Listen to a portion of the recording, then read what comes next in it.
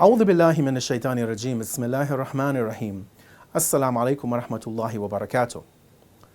Today, as we continue in these thoughts and to understand better the teachings of the Prophet and his noble family, we want to focus on a tradition that comes to us from the 8th Imam, Imam Ali ibn Musa al-Radha, may God's peace and blessings be upon him. And in this tradition, we want to understand that we as believers need to be always thinking and understanding and reflecting and not always following what has happened in the past, on what previous generations, what previous even members of our family who have lived in the past, what they have done, and simply to tread that same path because maybe it worked for them in the past.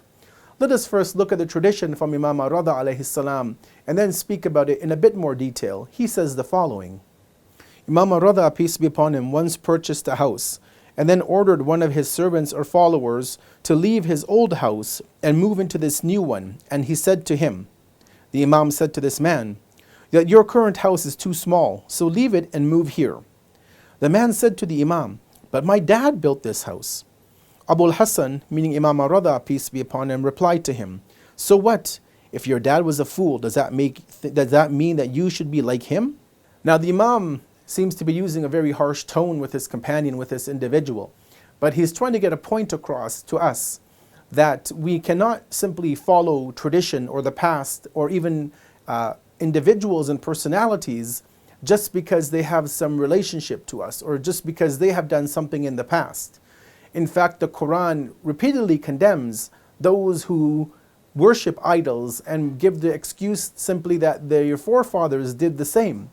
Islam categorically rejects the following of traditions that came in the past which are not noble or holy traditions, meaning that just because something was done, that doesn't mean that the upcoming generations need to follow it. Times change, places change, and obviously we need to move with the times and understand the world that we're living in according to the time that we're in.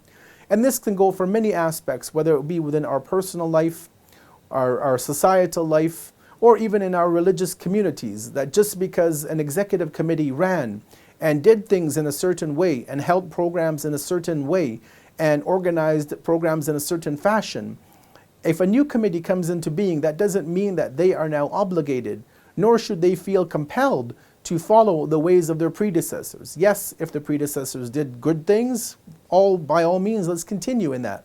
But if they see that that was for their own era, their own time, their own community requirements, then we should not be scared or intimidated to follow in those traditions just because the people of the past did something. We need to be forward thinking and to realize that for every time and place that things will change, that the circumstances will change, and that we need to do what is best for our particular era. Wassalamu alaikum wa rahmatullahi wa barakatuh.